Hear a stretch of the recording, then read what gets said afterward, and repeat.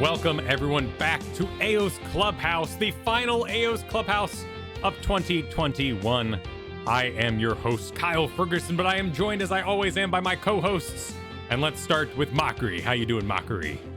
Hello. You just said the final show of 2021, and that just sort of shocked me for a second there. I'm still reeling from that.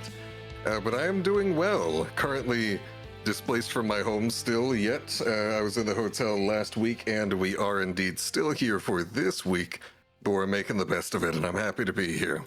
Well, thank you for joining how you doing? us. Yeah. How you doing, Kiyeberries? I'm doing swell. Great. Fantastic. I just got back from the grocery store. Hey. Ooh. Shout out to the grocery store. A shout out to the grocery store. Got some more Mountain Dew. I'm ready to go. Nice. Some gamer fuel, as it's known. You know how I love Mountain Dew.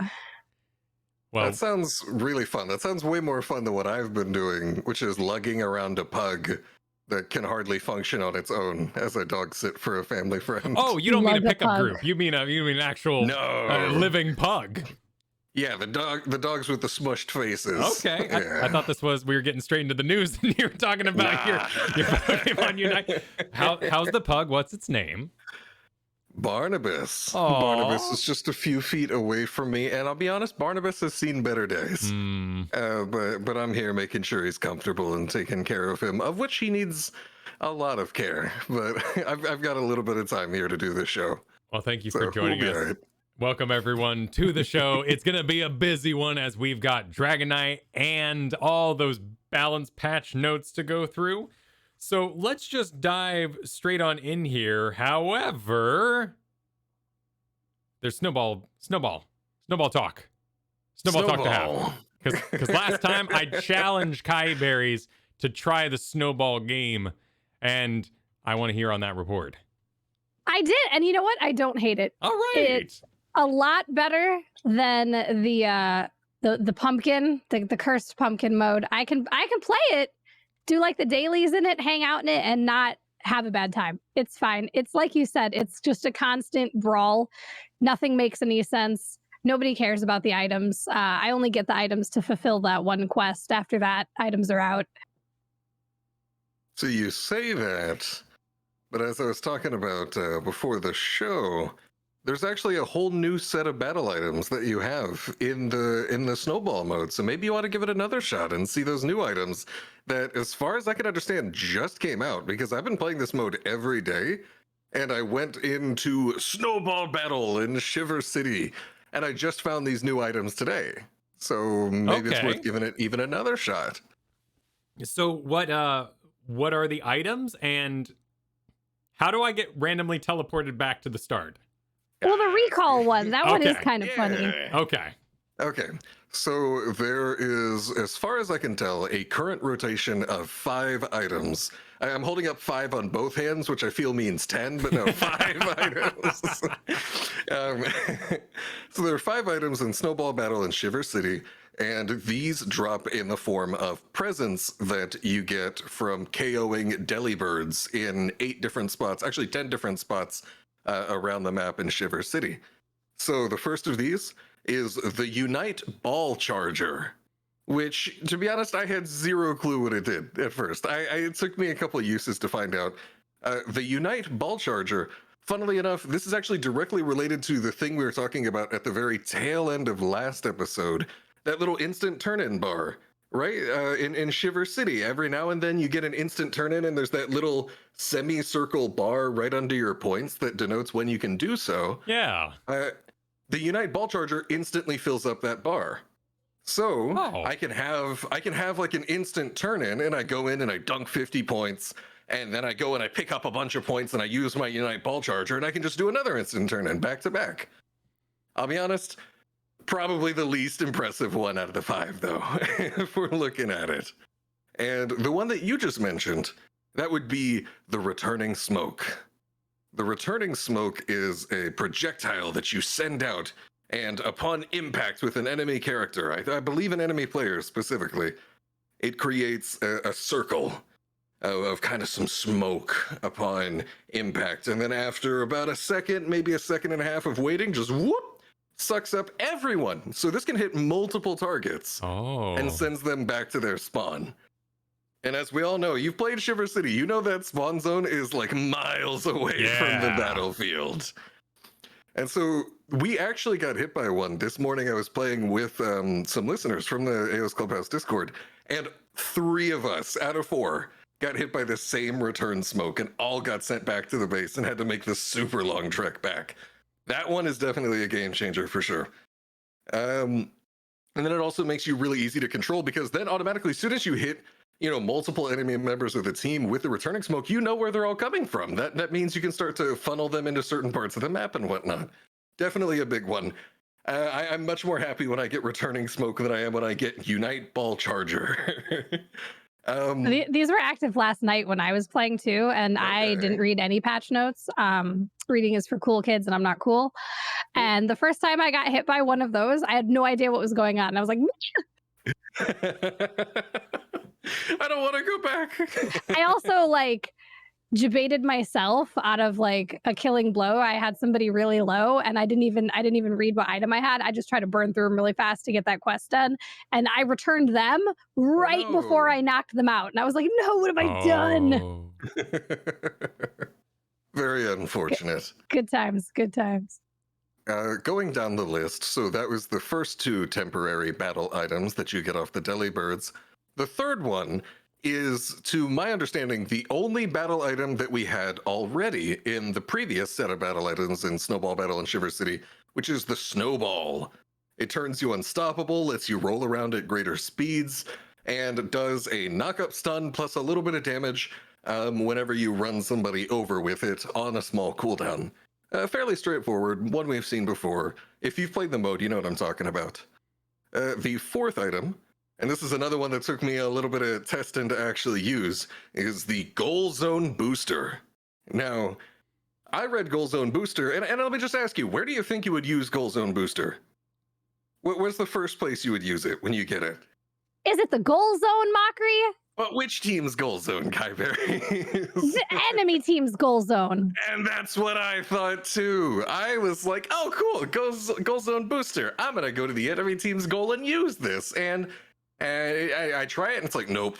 And it keeps resetting to a 1-second CD. I found out the goal zone booster is actually only usable in your friendly goal zone on your left side of the screen. And when you use it, it puts up a dome shield around your goal. Kind of like if you've ever played like Halo and you remember the drop shields, if you're familiar with those specifically, it's particularly in Halo 3. It's kind of that visual effect around your goal.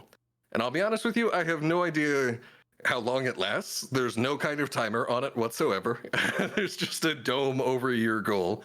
I don't know exactly what function it serves. I don't know if the enemy team just can't turn in during that time period. I don't know if it takes longer. I don't know if they have to do a turn in to break it. But that's how the goal zone booster works. You use it on a friendly goal, and it now has a shield over it. What it does and for how long, who knows? You know, I'm sure someone else does. And then finally, that was item number 4. There is a 5th item in the list of temporary battle items in Shiver City. And this one I thought was a myth at first, as one of the listeners of Aeos Clubhouse swore to me that it existed. And I was running around before the show like, I don't know, man, I'm trying to get all the items to talk about on the show. And I went through 35 Delibirds without getting this one. I don't know if it's just a super low chance. I don't know if your game behavior, it interacts with which one you pull. But this last one is called the Magnet Puller. And the Magnet Puller, when you use it, if you've played Blitzcrank, if you've played Pudge from Dota, you played any kind of hook character, you know what this is. You played Roadhog. It's just your classic hook. You shoot it out and pull someone right into you with the power of magnets. Okay. And it's just how do they work? Yank. All right, we need to right now. Everyone support the show over at patreon.com/Aeos Clubhouse to fund the investigative journalism that Mochrie did to find out what the Magnet Puller did and get one after going after 35 Delibirds. That's a lot of Delibirds. Your support at patreon.com allows this sort of in-depth play of Pokemon Unite, this journalism of a fantastic level. Support us over at patreon.com/Aeos Clubhouse. I do have the breakdown here. I found it. The goal booster increases the shield and HP recovery of a goal zone for a short time. So there's no physical lockout. The shield, the graphic is purely graphical. That's all it does? Yeah. You know, I guess I kind of can see it because in Shiver City in particular, with how far back your spawn zone is, a lot of times you're like, I don't want to walk that far back. I'm just going to sit under the goal zone. So I could see that occasionally being useful.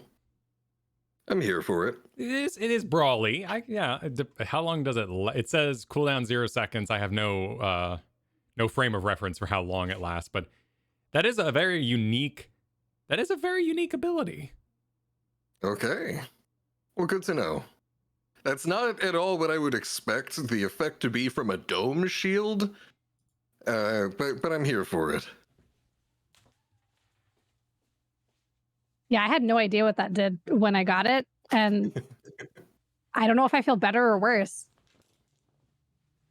I think worse. Yeah. You're like, oh man, now that I know exactly what it does, I appreciated the mystery more.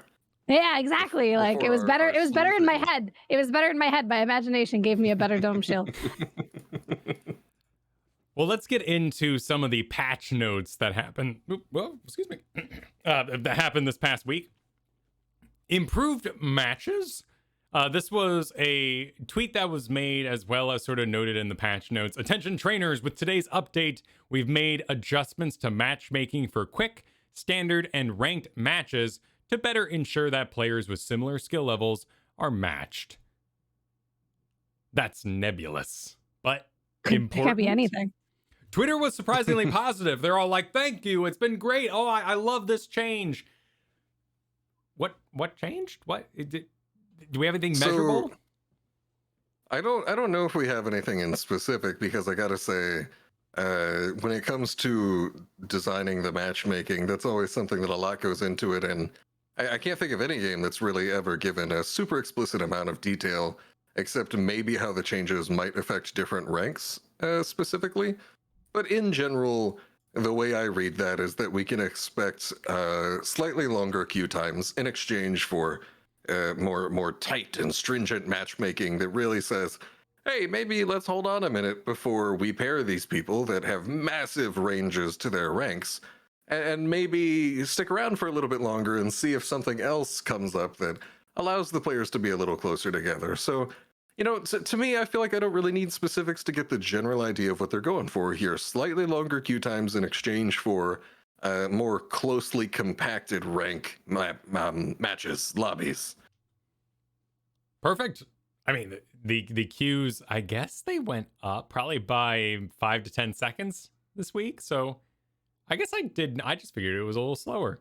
That's nice. Lots of people would trade that, particularly when things are in such a low number as 20 seconds to 45 seconds rather than 5 to 10 minutes, for instance. Excellent. Well, let's dive right on into everyone's favorite new Pokemon. Dragonite has joined Name the one stadium. person who that's their favorite Pokemon. Surely Everyone, he just did. Nah. Surely there are people excited about it because they slapped a big old 10,000 gold on this puppy. You're like, there's got to be somebody out there. Right. It's some sort of restriction. Maybe it's supply and demand. Like they knew wait, hang on. Okay, wait. So you got supply and demand. So the demand is low and the supply is low. No. It's a collector's item. Yeah, so there are a few people that like it, but that means it was handcrafted for them. Therefore, the price must be high.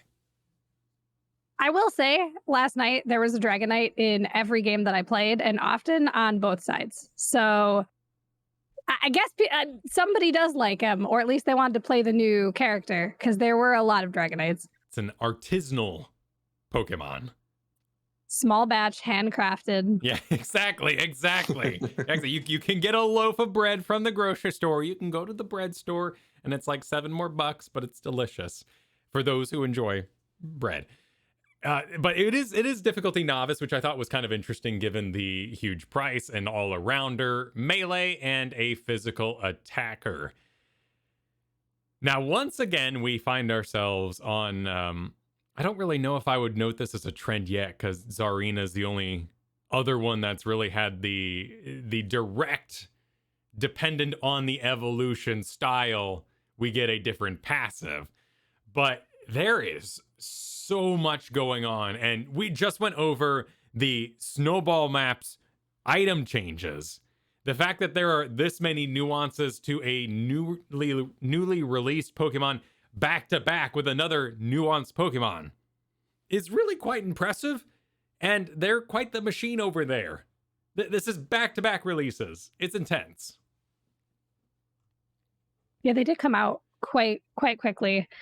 I guess I'll just be the one to say it. I don't think any of us actually played Dragonite yet. It has to be said. I don't think any of us have played it. I refuse out of principle, right? That's you can't fair. make me do it. I will say, I have good old Barney B to take care of over here, as well as, I've been doing this investigative journalism for you guys, and I saw Sure. Pentatonics last night. I've had a busy week. So I'm going to say that this one is on you guys. All right, I've gotten the rest of it, okay? Hey, we can wash all- my hands of this. We can all declare holiday madness. It sounds like it fell to me sitting on 17,000 gold at the moment. I should have jumped on this grenade. It's a failure of me as a host. But maybe I can sell it myself and avoid buyer's remorse here by talking about the abilities. Just surely interacting with Dragonite every single game, he seemed invincible to me. Oh, see, I have the opposite opinion Yeah? interacting with him in every game. And maybe this is because I played majority Zarina. I missed last week you guys convinced me and I was like, oh, I'm gonna play Zarina. It's the greatest thing I've ever done in my life. Nice. we could probably come back to that later. But playing against Dragonite every game, I have never been less afraid of an enemy all-arounder. Like, he seems squishy. He didn't do very much damage. Like, I was never afraid of him, and I kicked his head off every time I came in contact with him. Like, I was really surprised. And the games I did play Eldegoss as well, I also further did not feel threatened by him in any capacity. His impact in the bigger team fights felt not like, I was really underwhelmed for him being a new character. I expected a lot more. And I'm not just saying this as a serial Dragonite hater, because I am. So I know everyone's going to think, oh, Kiyeberries hates Dragonite. Bleh. But he really, nothing would have traumatized me more than getting beaten up by the Pokemon that I hate, right? That didn't happen. See, so you would never admit that you got beat up by No, the I had a Pokemon you delightful hate. time thrashing the Pokemon that I hate. I was like, oh, this is okay. I feel like I'm getting a little revenge here. This is for my childhood. Bam. I will say, given that I have no experience playing the character and thus must go a different angle, I always thought Dragonite looked kind of cool, and then they put him into this 3D form, and I see the tiny little flappy wings on the back of this huge body, and it just looks goofy. Yeah, he looks like an overinflated Macy's Day Parade balloon, right? He's big and... If the wings were just a little bigger, but he's kind of T-Rex in it with the wings there, with the comically small limb in comparison to a very large body. And that to me looks a little goofy as far as design goes. So I can somewhat sympathize with that. It hasn't evolved into outright hate like some of our more unreasonable hosts on Aeos Clubhouse. But I do think it looks a little silly. And I haven't felt particularly threatened nor seen any of them popping off in my games so far. I think I dealt with the tiny wings a long time ago. It didn't bother me here in Pokemon Unite. The one thing that did bother me is that he could really use in his lower forms, the Dratini and the Dragonair, a turn radius speed, because he is a long boy and watching him immediately 180 is a bit jarring. Dude, that's always been just a key part of Pokemon games that are animated in 3D. It's just like, ooh, let's see how they handle the long snake-like characters this time. Where, For example, I highly recommend everyone to go and look up Pokemon Mystery Dungeon Switch Remake and look at how Ekans walks, okay?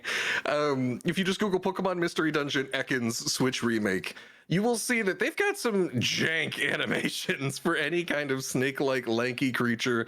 You look at the new Generation 4 remakes, Brilliant Diamond, Shining Pearl, and I believe Rayquaza also just has a similarly... I don't even think it has an animation so much as it just trails you statically while staying curled up. So this is something that I think every iteration of Pokemon very specifically struggles with, and it must be really hard to not make it look silly. That is a fair point. I wonder if tactically what happened was on Eldegoss, Kiyeberries, you were triggering his passive ability by yourself or in isolation, and then it was off cooldown for when the team swept in and took him out, knocked him out. Anything is possible. I didn't know what his Unite move did for the longest time because I'd see him do it, and it does have a flashy animation, but like nobody would die. Like no one would get knocked out. Nothing would really happen. And I was like, yeah, what are you doing there, buddy? Like, are you okay? I think it's definitely more on the mobility side of the power pie and less so on the damage side. But let's get into those specifics here, because at the Dratini and Dragonair passive ability, we have Marvel Scale, increased defense by 100 when afflicted with a status condition. Then at level 8, when you level up to Dragonite, this becomes when damaged by an enemy player, gain a buff that reduces damage taken by 20% for 2.5 seconds. This ability has a 15-second cooldown. So what I found was, as a tank, I was leading the charge, or even as Zarina, we would dogpile Dragonite and he would just keep living. And in those 2.5 seconds, we were trying to burst them down, and he felt invincible.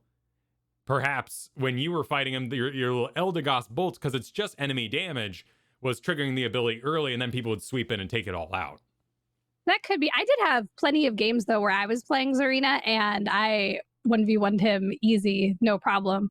If you have your Unite move up as Zarina, it's not even a contest. And if you don't, you're still gonna win. Like, I don't know. It could be that the players playing him were brand new to him too. I was playing mostly ranked, but still, it's, you know, he's a new character, so it could be that they are new to him and didn't really know what to do.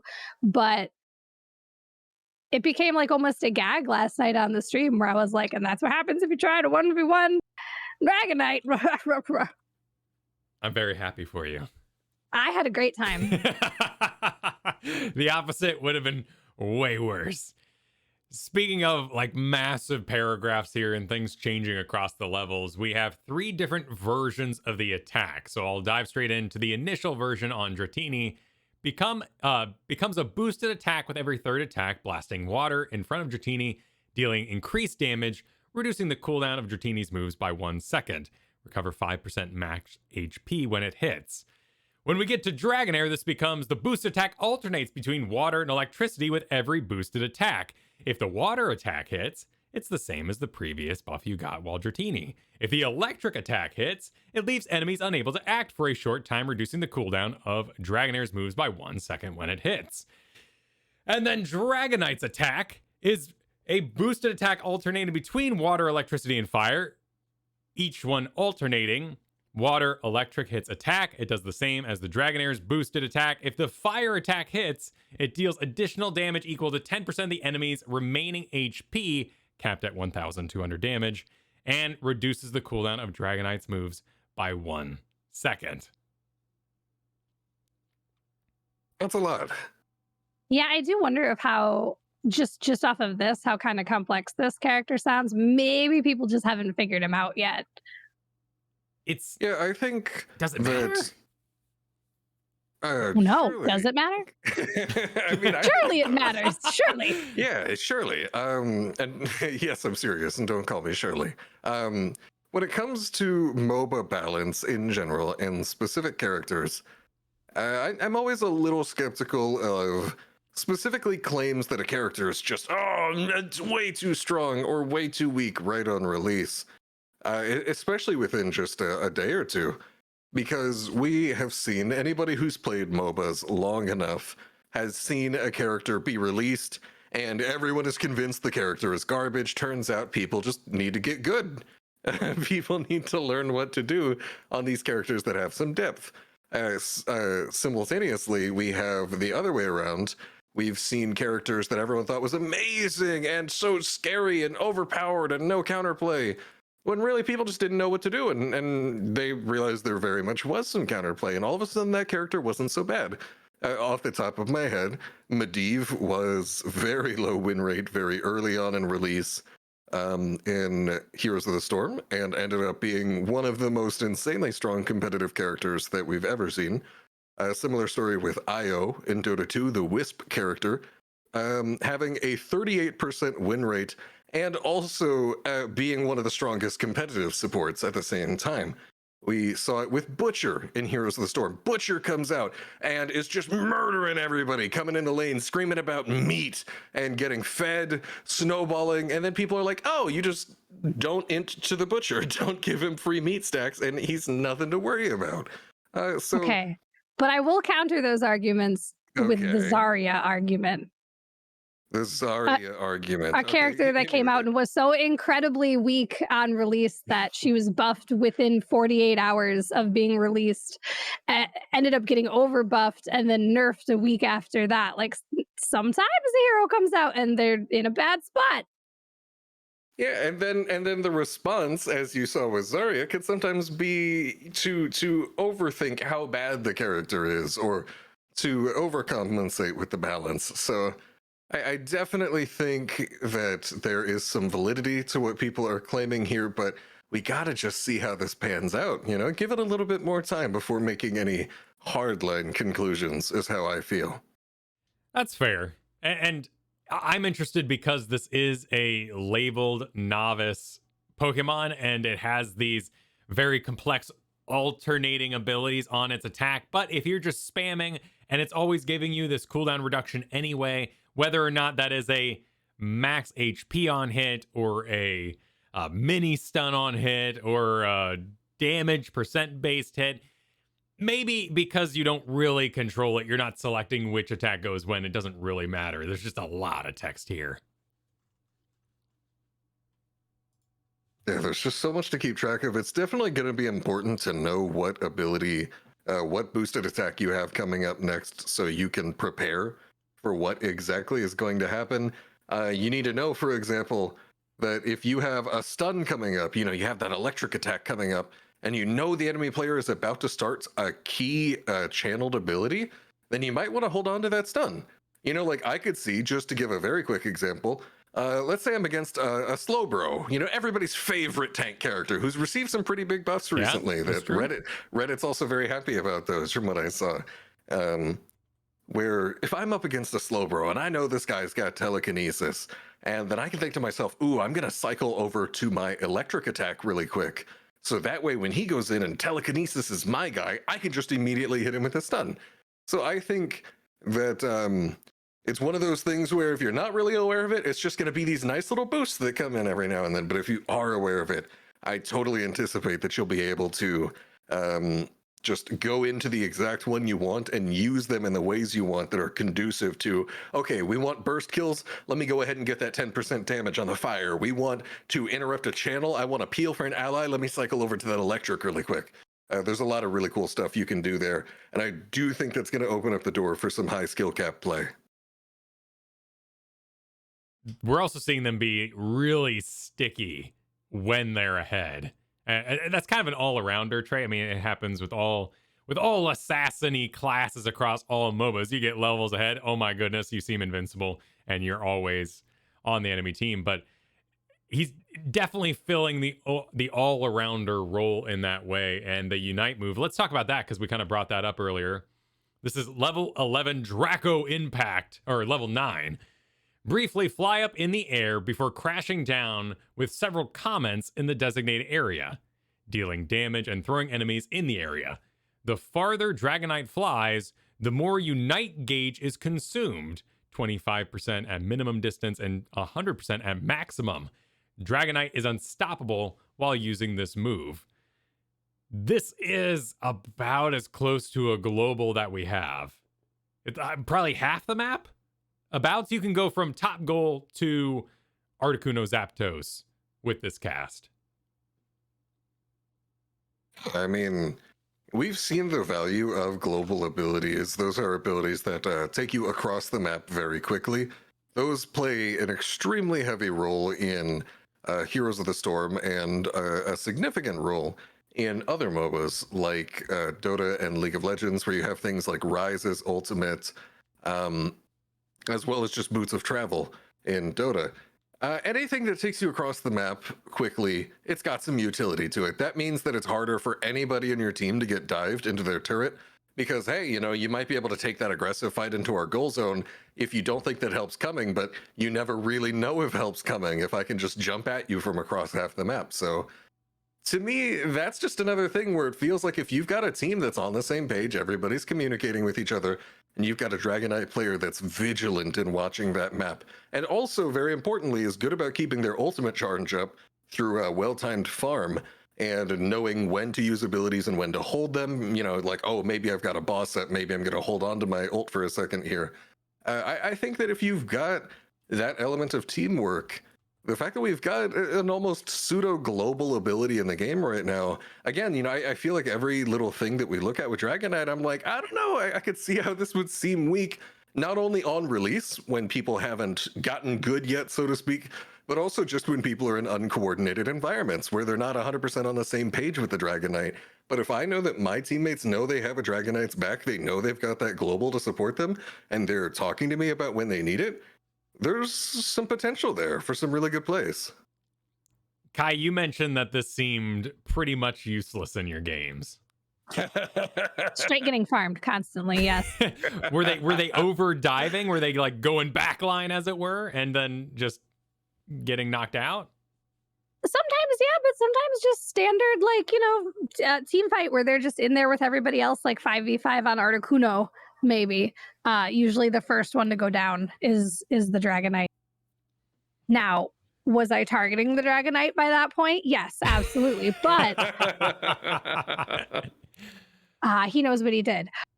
Also, it's just he felt really, really weak from start to finish. I don't know. I was not impressed. I do hope that maybe as people play it a little more, it gets a little better, because I don't know, even though it's Dragonite and I don't like him, having a character released and feeling like they're Garbo isn't really a good feeling. You heard it here first, folks. Kiyeberries wants Dragonite buffs. She wants him in the meta. She wants to see him every game. I already see him every game. Lock the Dragonite.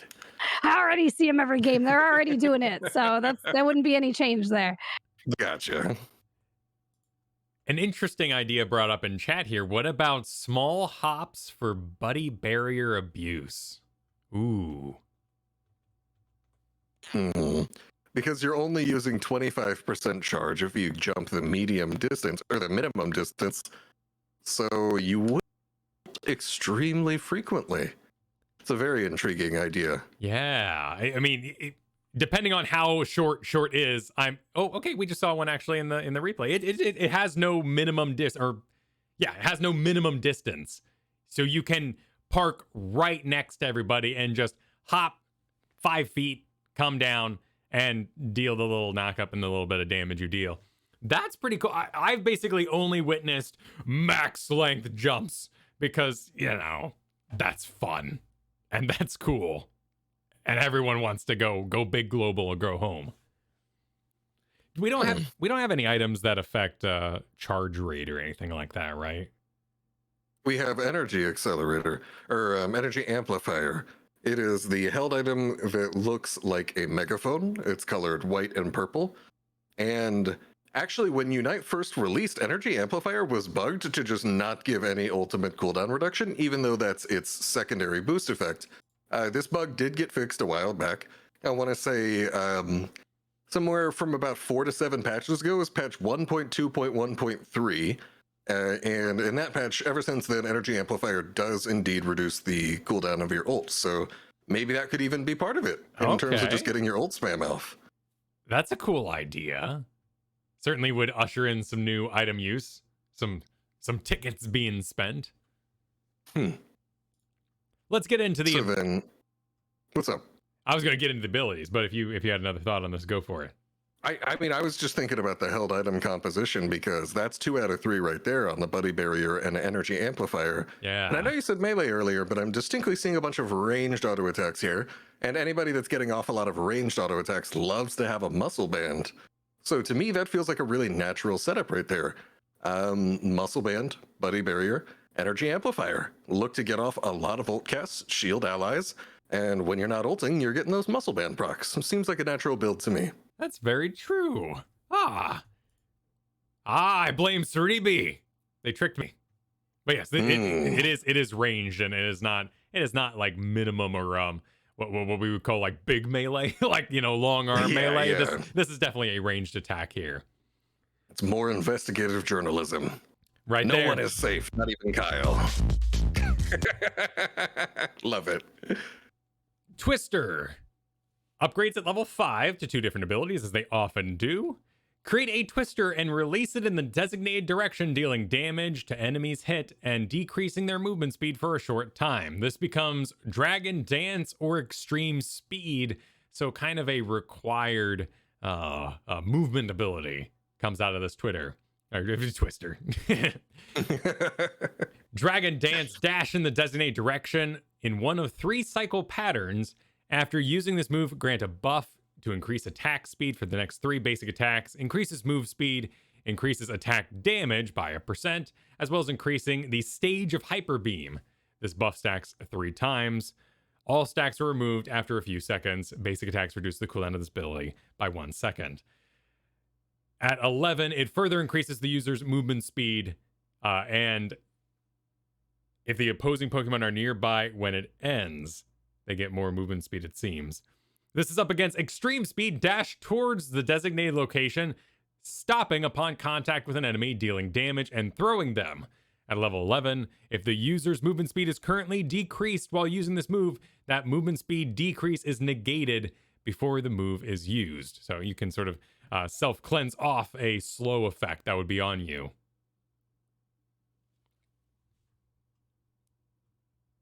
Yeah. I'm just like nodding, like, yes, yes. I'm just sort of following along right now. Sorry, I don't have an immediate comment on that. I feel like this is where I come in and I'm like, this is like that other thing. Right here, drawn blanks.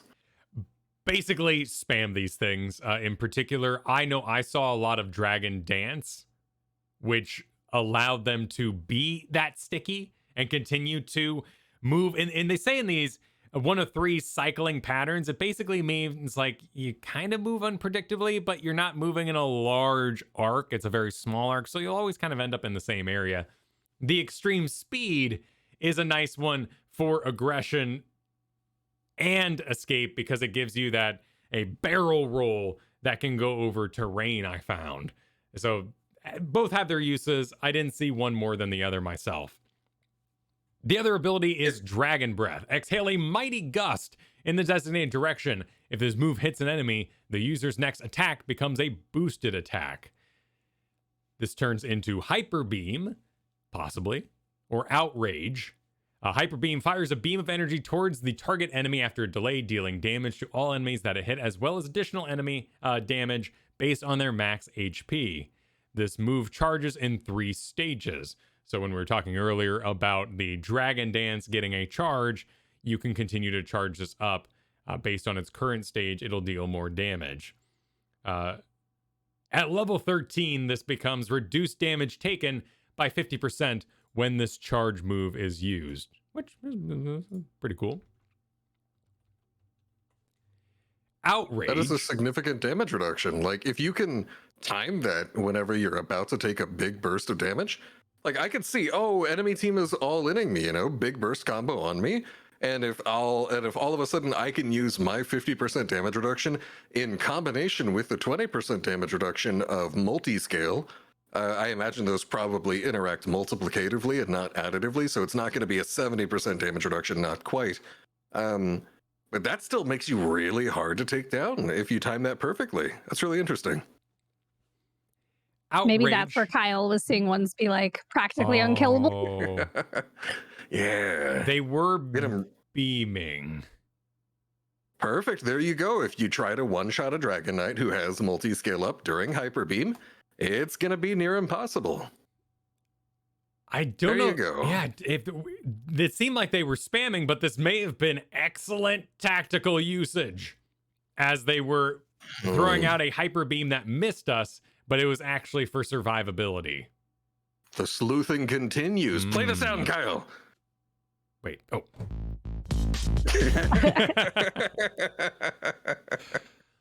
Outrage. That would explain why the one I saw maybe looked squishier, because they didn't know this one sick hack. Enemy Zero Auras hate this one sick hack.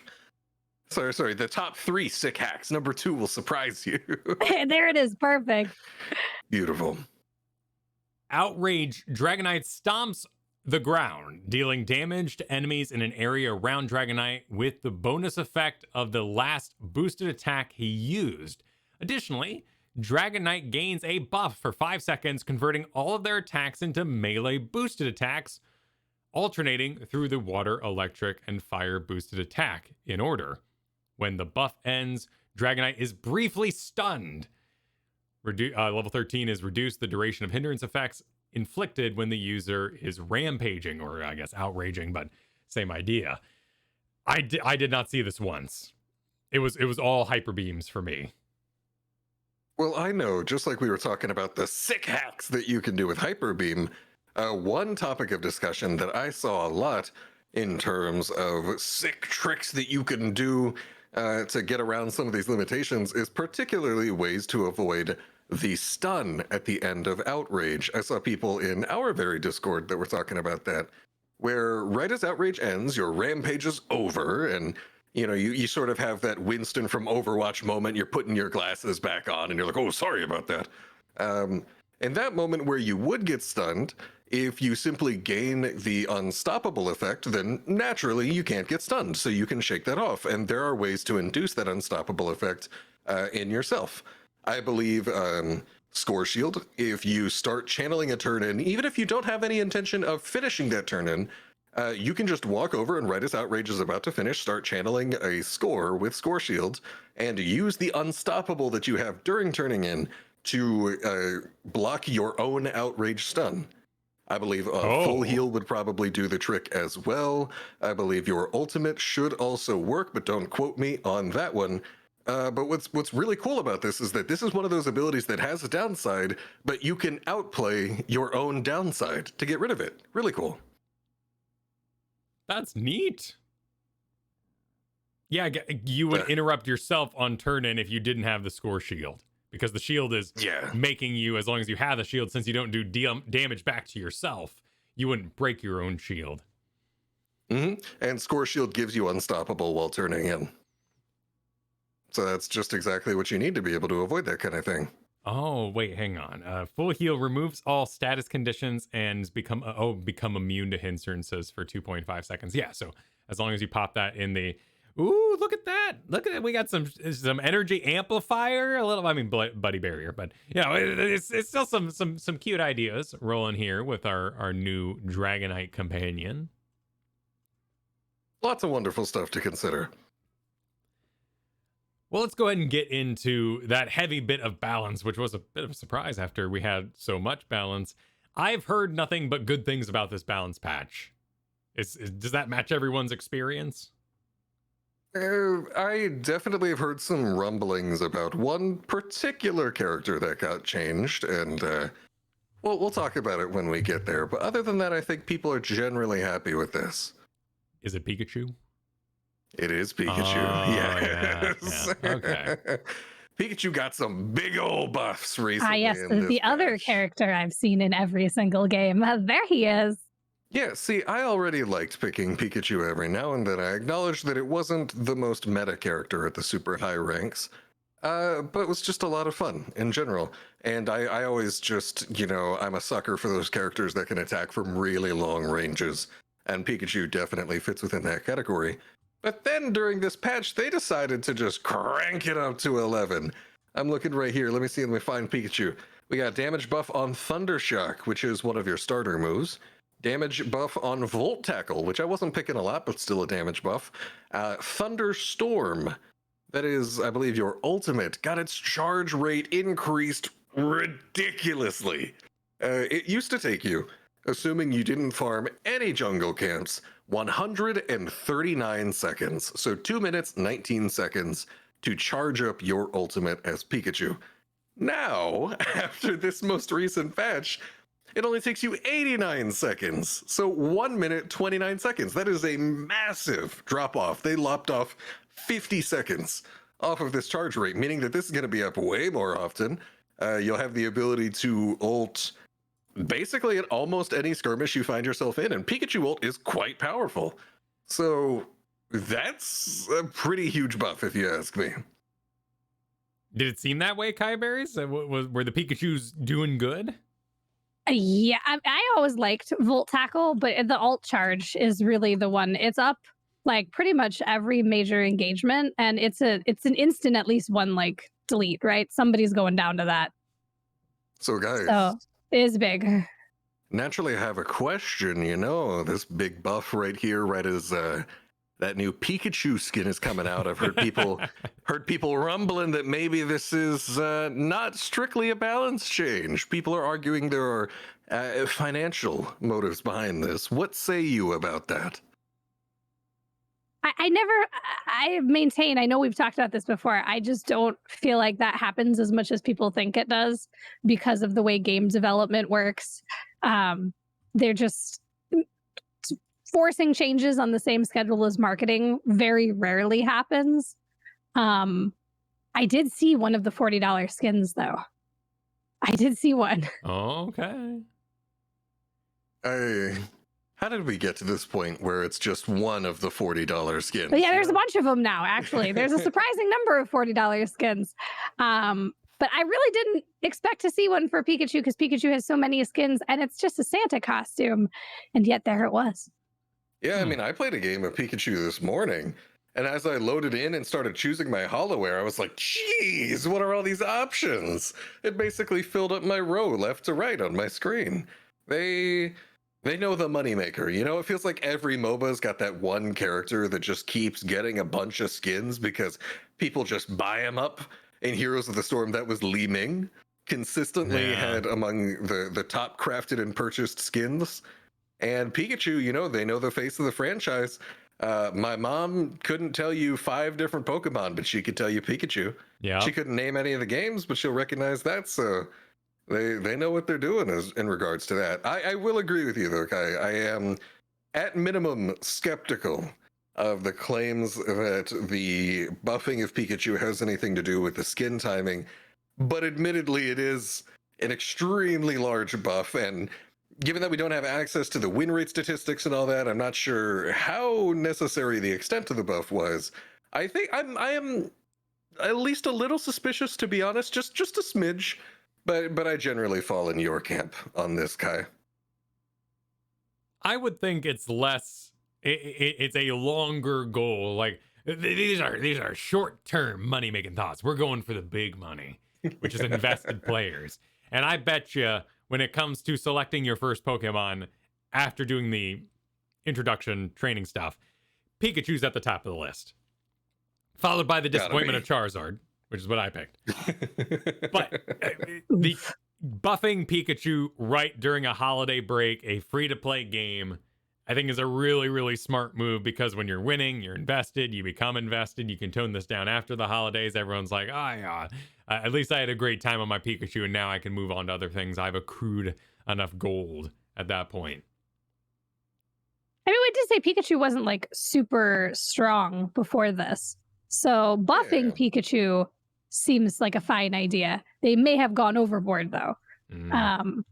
Maybe it would have been the alt charge or the other damage buffs. Maybe not both at the same time. It's what's always so interesting to me is just specifically the balance of the titular characters for someone. Like, for example, the guy who runs Super Smash Bros. Masahiro Sakurai is also the creator of Kirby. And Kirby is a character in Super Smash Bros. Yet has never been, to my understanding, and I'm sure that I'll get fanatics of the scene that rush against me on this one, but to my understanding, Kirby's never been particularly strong in Smash. And so it's almost like, oh, you wouldn't think maybe your own little golden child, your own creation, you might buff up a little bit there, but seemingly Sakurai is able to resist the urge, if it is even there, to do so. And so, like Kiyeberries said, up to this point, Pikachu hasn't really been dominating the meta at any point. So, if they wanted their big name to be popular, why would they wait until now to do it, is my question. Who knows? There's a lot of other buffs in here as well, and some nerfs and all that sort of things. Let's dive into it, and let's do Venusaur at the top of the list here. Pedal Dance, move speed from dance now decays over time. The Solar Beam cooldown was decreased. The Sludge Bomb range was increased, and the Verdant Anger area of effect was shrunken, in a phrase. These are, by the way, these are amalgamation notes. There are a lot of farmed direct numbers we could get into. We'll keep it rather simple for audio programming here, but these will be more detailed than the official notes might be. Okay, so I'm looking at these changes for Venusaur, and definitely one that strikes me, because I think I've been talking about it since one of the first shows we've done, is the fact that this is just a straight nerf to the Battle Mage Venusaur. The Drain Tank, just run up in your face, Pedal Dance, Giga Drain. That version of Venusaur has only seen nerfs from this, whereas we've only seen buffs to Combo Venusaur. The Sludge Bomb Solar Beam, although Combo Venusaur will, of course, still feel the negative effects of the smaller Verdant Anger, which is Venusaur's ultimate ability. I can't remember, what is it the Unite move in this game? Yeah, every different MOBA has their own term. It's like, no, we're the heroic ability and the ultimate ability and the Unite move.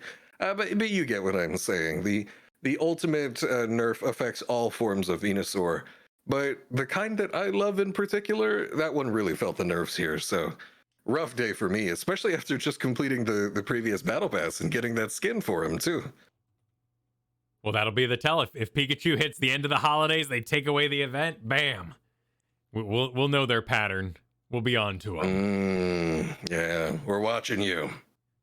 Wigglytuff had Star Reticles shield and duration reduced. Now, from what I've read, Wigglytuff is a very common competitive pick here, basically hoping to bring everything in line, though the math doesn't seem to line up with what they did. I'm not really sure about this one. Zeraora had his spark damage reduced. There was also a bug fix as well. The bug fix was to wild charge. Of course, bug fixes are always kind of nebulous. Yeah, Did anybody figure out what it is yet? So it no longer chains after KOing. But so the bug is said to have fixed an issue where you could chain wild charges based on getting a KR. Remember, we talked about that a while. And that might be fixed, but the damage bug that existed is still in there. So apparently it's a rather elusive bug. Gardevoir, Moon Blast, cooldown increased, and they increased the cast delay. They also went in with Psyshock and decreased its damage, and its third, and in particular here, its second and third hit had its damage reduced. So Gardevoir got 1 week in the sun. We can have other characters run around as long as they want. Kings of the meta. And then Gardevoir has a good time for just a little while. They say, whoa, don't have too much fun now. And we get the nerfs just right off the bat. I will say, if you go, for some reason, Psychic Future Sight, which seems an odd pairing to me and Gardevoir, then you wouldn't feel the effect of these nerfs at all. But I think typically with most of the Gardevoir builds that I've seen, This is a fairly significant nerf, from what I can tell. Of course, dependent a little bit on the numbers for that Psyshock nerf, but I think you're going to feel this one if you're playing Gardevoir. One thing that's interesting to note is that they moved down the per point of damage you got per level on the Psyshock. So this might have been a result of them shifting down her levels in the first place, but because you got the ability earlier, the math was kind of exponentially in her favor. That ability was doing more damage than others of similar level unlocks. Yeah, and so the scaling will be a little tuned down as you get into the later tiers. That makes some sense. Eldegoss, Leaf Tornado damage reduced. Cotton Spore damage increased. Cooldown reduced by 1.5 seconds. Knockup duration increased. Speed boosted allies increased. And enemy slow increased. It just made everything about this ability better. They literally said, let's look at everything that Cotton Spore does, every little thing, and make it significantly better. And I know I've immediately seen some of the top Unite people that I follow on Twitter and whatnot. They're like, hey, this is actually kind of good now that they managed to tune all the knobs up simultaneously. And, you know, I thought we'd never see the day where the competitor to Cotton Guard sees its day in the sun, but almost anything is nice if you just tune it up to a ridiculous amount. So, Kiyeberries, I know you're the Eldegoss main here. How you feeling about the prospect of picking Cotton Spore? I feel super weird about it, like, because Cotton Guard is so good, right? The shield with huge range with the heal at the end. It's like, it's really good, and it feels really weird to take the damage ability that's not the shield. I played it a couple times. Yeah, I think it's good. I think it's just me. I feel too weird. I just feel too weird having it. Just, it's against my whole constitution of how I've played Eldegoss this whole time. Yeah, exactly. It feels so foreign to how you would play the character, or how we have played the character, how you play a healer at all. It's weird. It's weird, man. Yeah, Can't argue with the numbers though. That's a huge buff. Yeah. I picked it a couple times when the game first came out, and I was like, no, never again. And then I just went back to Cotton Guard, so it's a period of adjustment for both of us, for sure. So this is a lot like what they did with Blissey then. They have an ability that grants shields to nearby allies. When the shield expires, it restores health for 30% of the remaining shield value. This is Cotton Guard. And now they're trying to basically take Cotton Spore and make it the big competitor, and it will be a more aggressive pick as it deals damage and does a knock-up. What about the Leaf Tornado? I never played Leaf Tornado, so that buff, or that was a nerf, and that's fine with me. That's Mochrie. Mochrie was a Leaf Tornado player, right? Yeah, I just, I'm all about that move speed. I'm all about those long-range boss snipes. Just everything you could do with Leaf Tornado was always my jam, but it feels like they're trying to just shift me into an entirely different player. I was out here rolling Cotton Guard Leaf Tornado. Next second, the competitor to Cotton Guard gets huge buffs all around the board. And my Leaf Tornado gets nerfed at the same time, so they're trying to flip the script on me and make me go Leaf Pollen and Cotton Spore. It just makes some sense, right? You lose the healing from Cotton Guard. You may want to compensate and gain some healing with your other ability choice. I gotta say, though, I don't really like it. But maybe the damage would have been too obscene if you could go Cotton Spore and still full damage Leaf Tornado. Maybe that would have just been too much. But definitely gonna have to try the combination of Pollen Puff and Cotton Spore after this one. I saw something that said that Leaf Tornado was being used for its high damage to snipe objectives, or the wild Pokemon in particular, Zapdos, Articuno. So taking this down a notch actually is just targeting one exact scenario and nothing else in the game. Granted, it'll have other effects, of course, because damage is damage. But that's what they were after, at least theorized to be.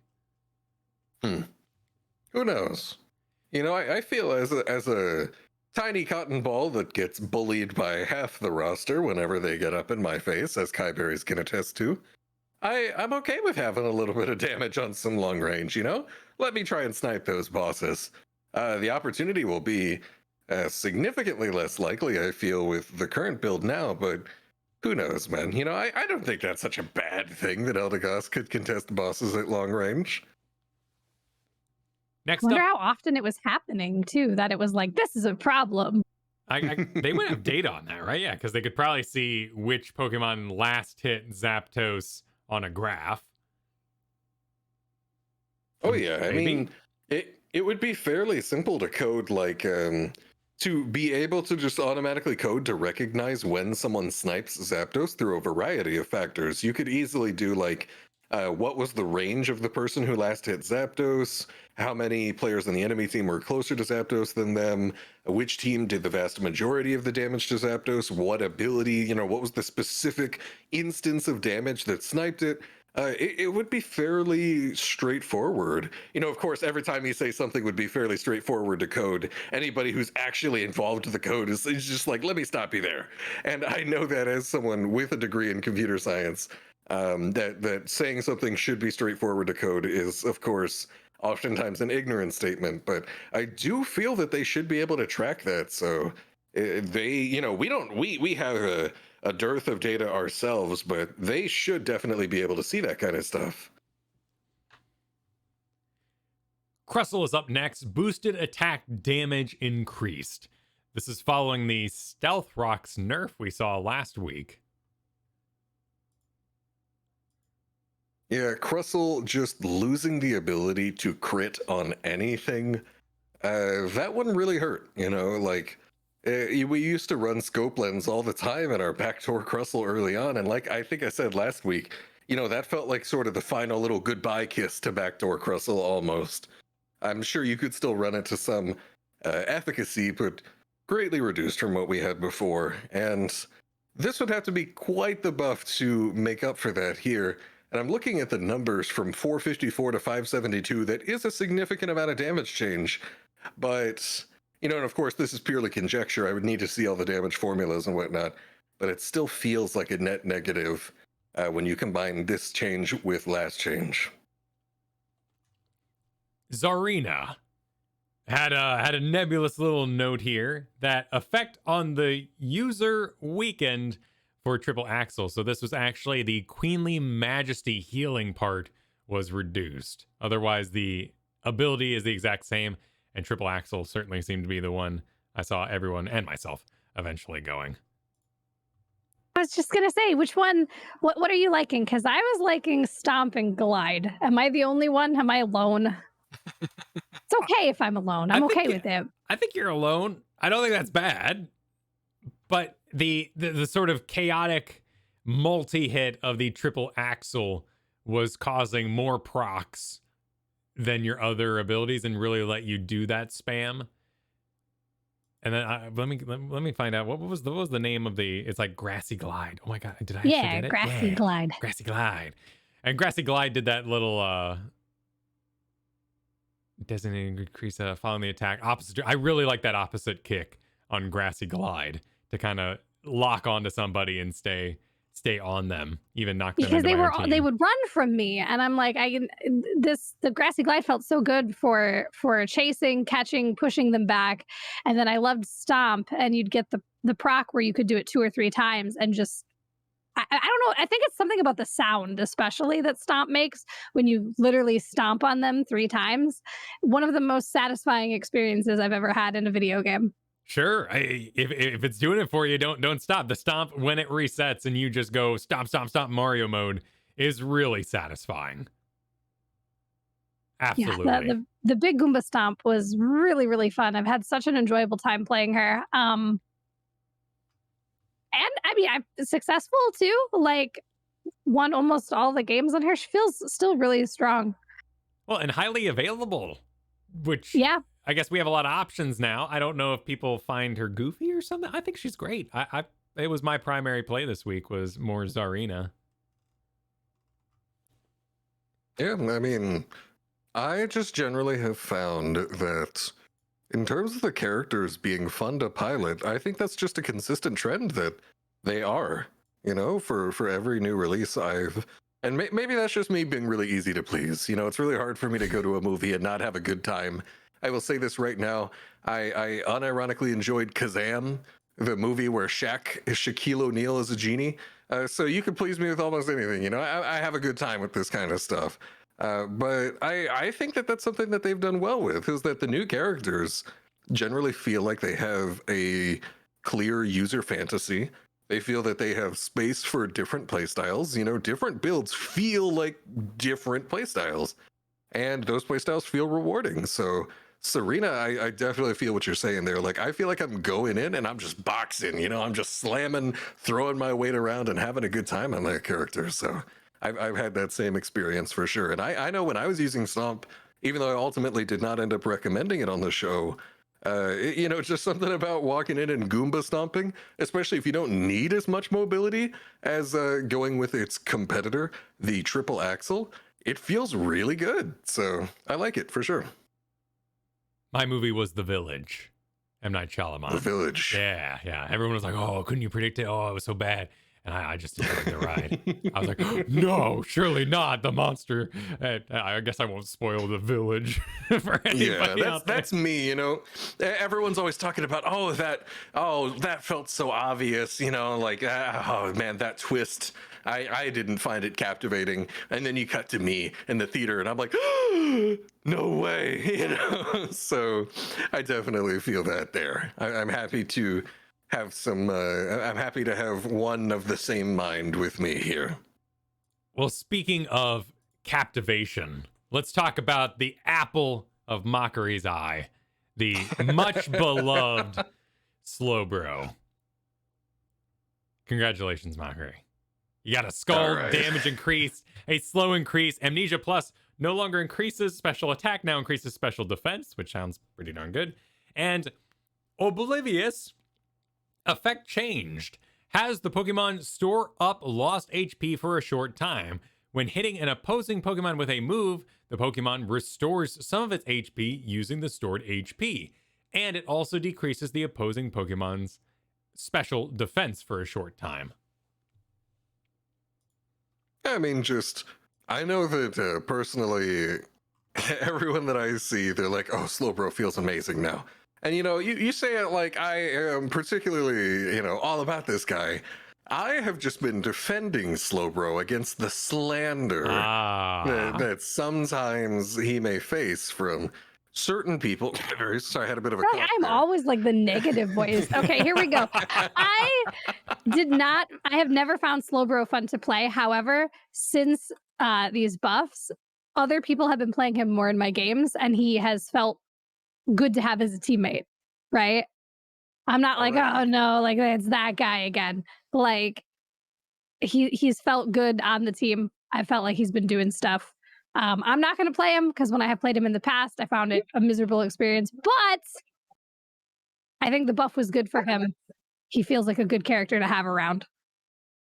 Hey, we've come around on the lad. Nice. I don't think he's useless anymore. I don't think he's like the worst tank or anything. He's fine. He can come to the party. He's invited. You know, it's okay. So we got you. What's different about this than the old version of Oblivious?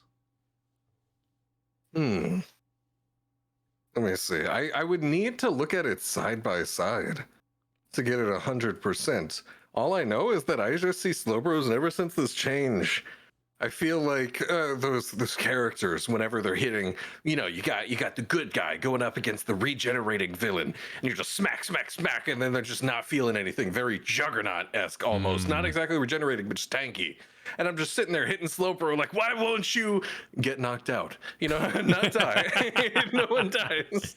But I'm like, go down. And Slowbro's just like, bro, I'm vibing over here. You know, I barely feel you. I am SpongeBob punching flats all day long as he just completely shrugs off the blows. So the lad is tanky. Good episode. Is what I'm getting at here. Yeah, see, I was trying to age you guys out on that one. I was going to be like, let me go for something a little bit under their radar there, but you still got it nonetheless. Yeah, no. Classic SpongeBob right there. Yeah, we were there for SpongeBob. The good years. The good until it got weird with the Ren and Stimpy stuff. It's gotten weird. It's weird stuff. Yeah, you know, R.I.P. Hillenberg, Stephen Hillenberg, and the show definitely has changed. The common complaint I hear these days, as we stay on track with Unite, the common complaint I hear these days is that it almost feels like they're farming meme content with just the characters making funny faces every 2 seconds.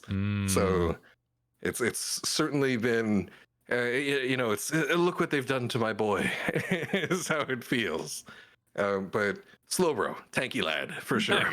Nice. We also have a Decidueye buff. After lamenting the lack of Decidueyes in our games last week, Leafage, damage increased. Spirit Shackle, cooldown reduced. Leaf Storm, cooldown reduced. Effect on opposing Pokemon strengthened. Effect on the user strengthened. Knockback and range increased. That's just a lot of changes. What's up? I only saw one Decidueye the entirety of my play the last 2 days. And I was playing Zarina, so I made it my life goal to get on top of him and kick him in the face as much as possible. So I don't know if I got to see the full extent of any changes because I was going out of my way to make his gameplay miserable. That is fair, you know? I mean, even but I also didn't see anybody else pick him up. So it's like, gonna need to see it in real life. Even if you've got, you know, a really great buff Decidueye, that doesn't mean he's going to be good when he's got a Serena in front of him just bashing his face in. So it was my life's work because I played so much Decidueye when he came out, and that's what happened to me with like Zeraoras and Greninjas and stuff. And I'm like, not today. Today, someone else will suffer. The cotton ball is dead. I found my new calling. I've never enjoyed playing a melee character in any video game more than I've enjoyed this week of Zarina. You guys sold me on it last week. Thank you so much. That's all I can talk about. Awesome. Yeah. Well, sometimes, particularly when the Pokemon /heroes /champions are being released in quick order, we can enter metas that are entirely based on the new fancy stuff rather than what's powerful.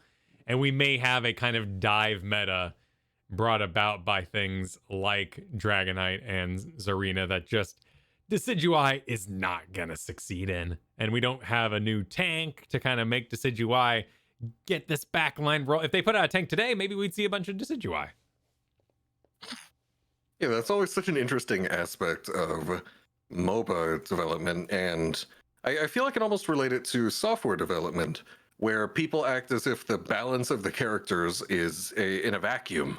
You know, if you can just adjust one character in a vacuum, and that character's win rate alone will go up and down. But anybody who's played any kind of MOBA knows that there are pairs and combos and synergies and counters. And if we see a lot of dive in the meta, then maybe we don't see as many squishy immobile backliners. And maybe if dive is really weak, then we see a lot of squishy immobile backliners.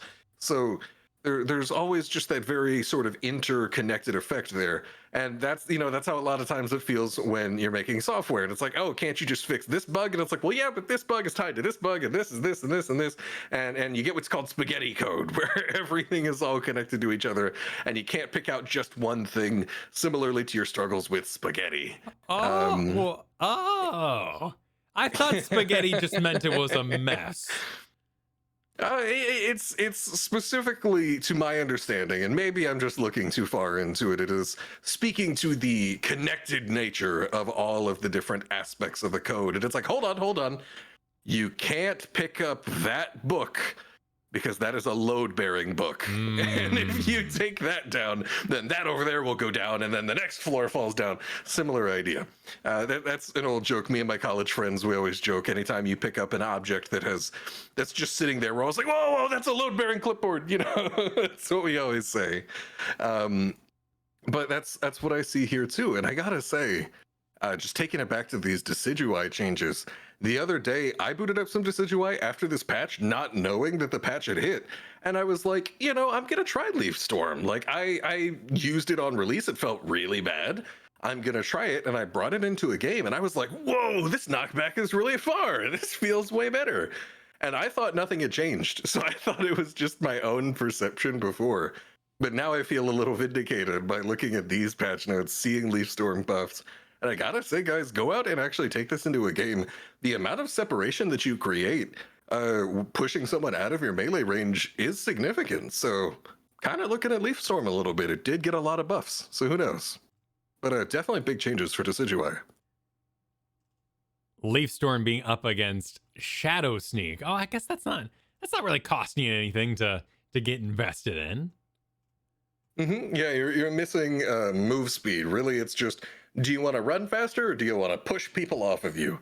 Yeah. And I feel like running faster is great when you don't have that need to push people off of you. But if you have someone right up in your face, you'd much rather get them out of your face, is how I see it. So I'm kind of a fan now, but definitely requires a little more testing. Cinderace. Blaze Kick Plus. The effect on the user has been strengthened. The increased attack speed has increased attack speed and better landing selection is what the user strengthened means.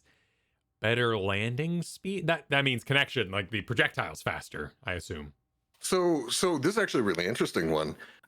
We all know with Blastoise's Surf, when Blastoise's Surf came out, at the end of Surf, after you ride the wave, you get to use your left analog stick, your movement stick, to control which direction Blastoise hops off the wave at the end. Okay. You actually get to do something like that with Cinderace now, where you get to use your stick to determine what direction you land off of the Blazing Kick with, is my understanding. So there's an element of user input. It has nothing to do with the damage. It has to do with where you get placed after kicking in on the enemy player. You get to choose a bit of the direction of where you hop off of them. And more control over your positioning is always really nice. Oh, okay. Yeah. It's actually been a while. I think it's been a while since I paid attention to Cinderace just because other fancy things have come in. They're part of that vanilla moldy release crowd here. But I feel like I always saw Pyro Ball. So we saw a lot of Blazing Kick right when the game came out. And it's what I was picking. And then Pyro Ball just got massive damage nerfs after a little, or buffs after a little while. And we started to see a lot of Pyro Ball basically all over the place. And so that would be whatever your memory is for the last few months. It's been Pyro Ball. On release, some Blazing Kick. But now with the Blazing Kick buffs, I will say these only kick in the late game. You're only getting Blazing Kick buff at level 11. But given that you're often the jungler, at least I only play Cinderace jungle, I never bring Cinderace to a side lane, so you are getting level 11 and getting some time after that every single game, so you should feel this buff.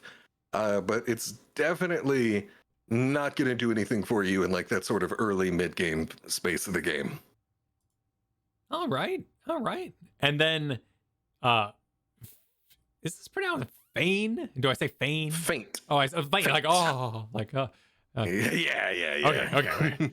So Feint, cooldown decreased from 13 to 11 seconds. Now this would be a further incentivization to Blaze Kick, right? Because Pyro Ball has in it a cooldown decrease of Feint by 2 seconds when the move hits. So this could be more Blaze Kick in action. I don't know. I always personally feel, as a Cinderace main and as someone that has just played the sort of ADC-esque role for nearly a decade in MOBAs now, when I look at Flame Charge and Feint, to me that's mostly a pretty self-contained decision where I'm not too much looking at my other abilities so much as I am, okay, do I need those unstoppable frames for certain enemy abilities? Am I just going to get hard dived, in which case I need to just be invincible for a little bit, in which case I need a Feint? Can I be a little bit more on the aggressive, if I know, hey, like I'm going to be bullying in this one, I'm moving forward a lot, then there's a lot more opportunity to use Flame Charge, which has a significantly shorter cooldown and does damage in and of itself. Flame Charge tends to me to lean more aggressive and Feint tends to lean more defensive. And Feint gets significantly better with this change. You're still going to get way more overall mobility out of Flame Charge, but definitely in those games where you feel like you need Feint, this feels way better. And it feels more pickable now, so I am curious to see how that's going to affect the dynamics of your second ability, either the Flame Charge or the Feint. I don't think the element of Pyro Ball versus Blaze Kick plays into it too heavily, though, into that choice. Okay. Well, that's good. It's not too ham-fisted. We're actually going to make a choice there. I get what you mean about it, too. About the more aggressive, because, yeah, it was a... Feint is like the shuffle. You do some fancy footwork and you gain dodge and movement speed. But Flame Charge has damage tied to it. And it's not actually, that's not a bad amount of damage. Baseline 130? Yeah, I mean, just Flame Charge is a good ability, man. I don't know what to tell you. Yeah. I play it a lot. The ability to reposition at will is super good. The ability to chase, the ability to run away faster is super good. But sometimes, you're getting dived by Zero Aura. The only way to survive, especially when he's ulting you, is to get those invincible frames. So, super depends on the situation. Both very good abilities, for sure. There were a couple final bug fixes here. When a battle ends in a forfeit, all players who participated do not receive progress for their missions. We are planning additional compensation when we'll announce in the future. Thank you for your patience and understanding. I see. So this is not necessarily even a fix. This was a tweet that they put out that when players forfeit, if you participated in the match and you did not quit out, you are not getting progression on your missions, and they're going to fix it soon.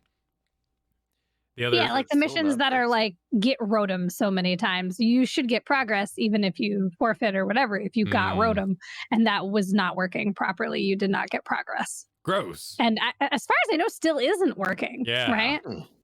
Okay. They said that they will compensate in the future.